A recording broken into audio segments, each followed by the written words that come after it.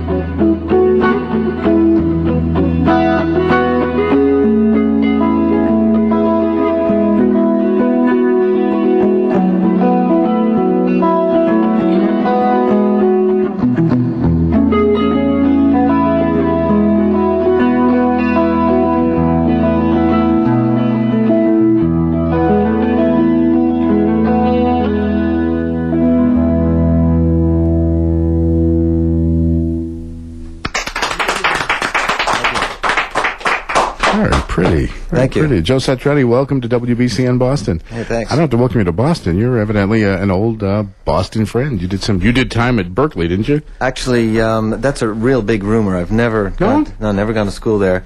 I did live in a town called Berkeley, California. Oh, and, that's where the confusion came from. Every time I come here, people say that's the confusion. The same thing with Dave Mason came by once, and people said, Dave, we thought you were English, but it says here in this book that you're from Worcester. He says, yes, Worcester, England. You're not the first, So, so Berkeley, California, not Berkeley School of Music. That's right. Yeah. Gee, there's a lot more people in Berkeley, California than there are on the Berkeley School of Music. And almost as many guitarists. Yeah, you're right, yeah. No truth at all. None at all. Well, no, but, I got nothing else to say. Bye. Okay. Play more.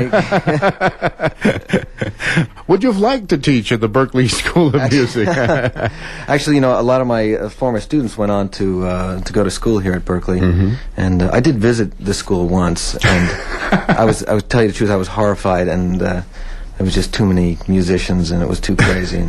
It is strange to walk down the neighborhood that the Berkeley's at and see everybody carrying a guitar case. Yeah. Some of them are just robbing stores, but it's a great cover. It's a great cover. We had Bobcat Goldthwait on numerous times for that matter, and there was also a rumor like that. People said, Bobcat, we heard you went to Emerson College here in Boston. He said, no, actually, once I didn't have a job and I wasn't in school, and I crashed in someone's dorm room for 3 months. So, okay. Well, welcome to Boston then anyway. Thank you. Then you do need a welcome then if you haven't lived here. I guess so. Are you you're not living in California now, are you? Yeah, I live in San Francisco. Gave up on the whole East Coast thing? Yeah, about 14 years ago. I just heard about it today. Our morning guy, Charles Liquidator, told me. He said it was a late-breaking flash, but I guess I was wrong. I had a couple of people asking you, I had called in some questions here. This is about your influences when you were growing up, who you listened to, that first, what was that called, by the way, that first little ditty that you did? That's sort of a little arrangement of a song called Rubina's Blue Sky Happiness, and that's on the new record.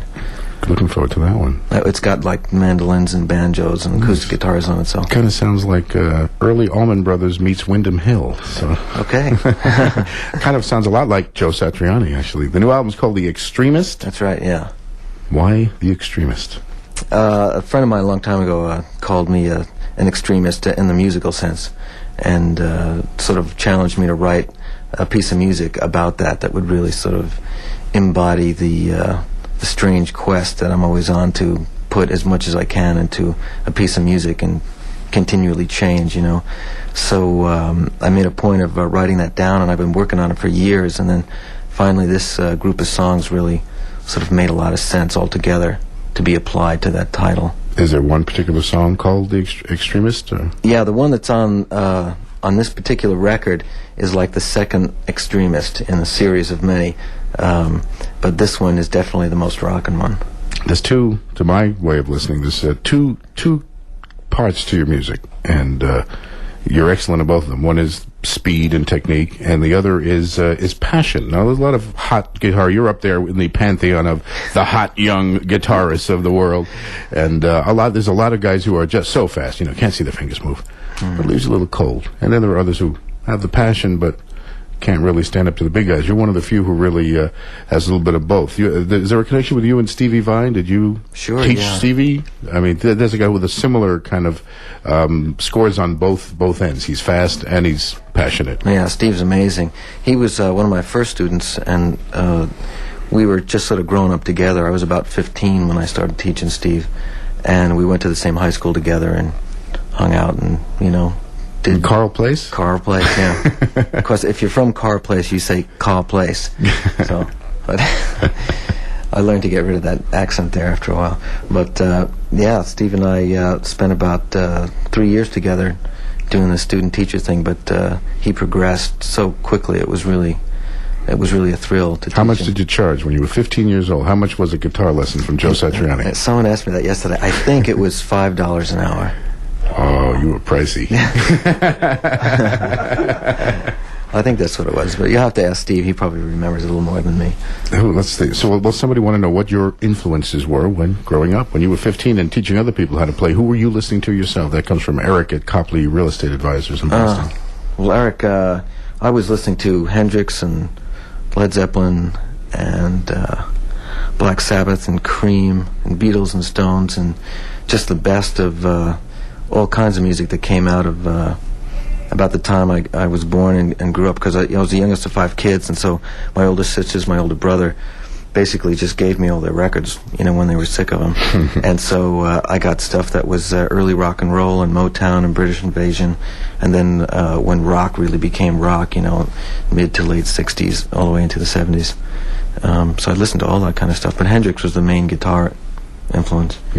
Now, Phil from Saugus said that you were on tour with Mick Jagger, playing guitar behind Jagger, and he wants to know how did that work out? Were you in kind of like a little bit of awe? Were you kind of okay, whatever you want, Mick, or did you kind of say, Mick, let's try it this way? How did that work out with you and one of the megastars? Well, it's kind of both ways, you know. You can never stop being in awe of someone like Mick.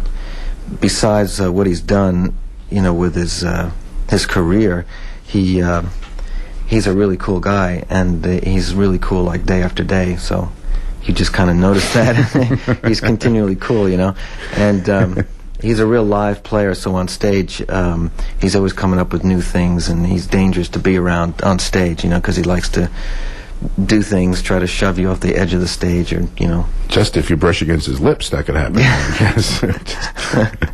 We'd like to play another one for. We'd like you to play another one for us. Joe Satriani live in studio on BCN. I'm set up to do this thing here. Okay. If you can hear it here. This is another quiet one. This one's from the record. It's called Tears in the Rain. It's supposed to be played on a classical guitar, so I'm going to sort of. Anybody have an Ibanez? Goes something like this, though.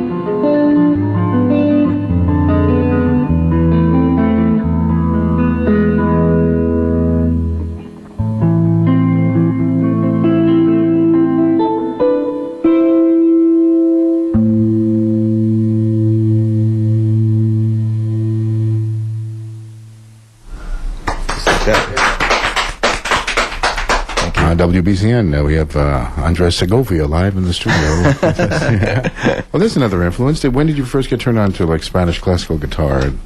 Pretty early, that kind of stuff. That probably popped out of Zeppelin albums as well, that kind of sound. Just about every rock and roll record back then always had a little bit of a nod to either American acoustic music or the traditional stuff that came out of Spain and Europe.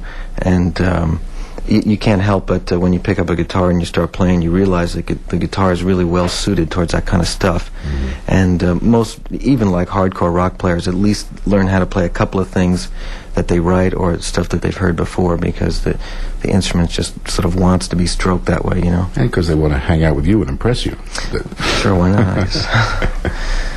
Who were? Let's get a two-parter. One, I'll expect the obvious and hope for the non-obvious, and the other will be maybe some surprises. First is, who are the great rock and roll, or who are the great guitarists that you can throw in? Let's break down the genres, and who are the great guitarists out there playing right now? Right now, yeah.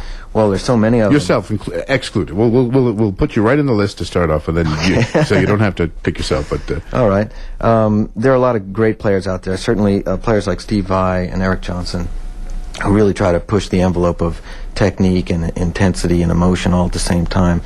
Guys like Alan Holdsworth and John McLaughlin, who came a little bit before but are still probably at the top there as far as being revolutionary players and pushing the whole idea of guitar playing to its limit. There are a lot of other players out there I really enjoy listening to. The Ed from U2, I think, is a great player. I think every record he's coming up with new things that can be done on the guitar, and he sort of pushes the idea of technique aside, and he's created his own idea of technique, and to serve the band, and it sounds great. Jeff Beck is still probably the coolest guy around with a guitar. I really like him a lot, and God, there's so many. I like most guitar players. So. And who are the who have you heard that are new and up and coming, or maybe you just heard one album in someone's house that you had never heard of the guy? Are there any new hot guitarist sneaking up that most people haven't even heard of yet? Sure, yeah. There's a guy, just happens to be an ex-student of mine. He was in the $6 an hour stage of your career, though. That was later on. His name is Jeff Tyson, and he's in a band called T-Ride out of San Francisco. And they're a strange blend of styles. It's really difficult to explain what they do. A lot of people think they sound like what Queen would sound like if they were a new band today. But Jeff Tyson has got the hands just like Steve Vai had the hands when he started out. And Steve's got a great mind, and he's really got a good sense of the absurd, but he can really play just about anything. He's probably the craziest of the new guys that I've heard so far. All right, good. Well, I want to play something from your new album, because you're basically, the stuff you're doing here live is kind of acoustic, minus the band. But let's let your fans out there hear what the new album is going to sound like. We just got a release on the single from the album. The album, which is out July 19th. Is that the right date on that? I've heard 21st and 23rd. Street date. They promised we'd have it at BCN on the 19th. Probably in the stores on the 23rd, but we'll have it there. It's called The Extremist, and we'll make this our BCN CD play of the day, since Joe Satriani came here in studio to hang out with us. The BCN CD hotline is in service Wednesdays through Sundays. They've got all the latest CD info. They'll tell you exactly what day Joe's album will be out. Call them toll free at 1-800-CD-INFO-1 in our CD play of the day from The Extremist. It's called Summer Song.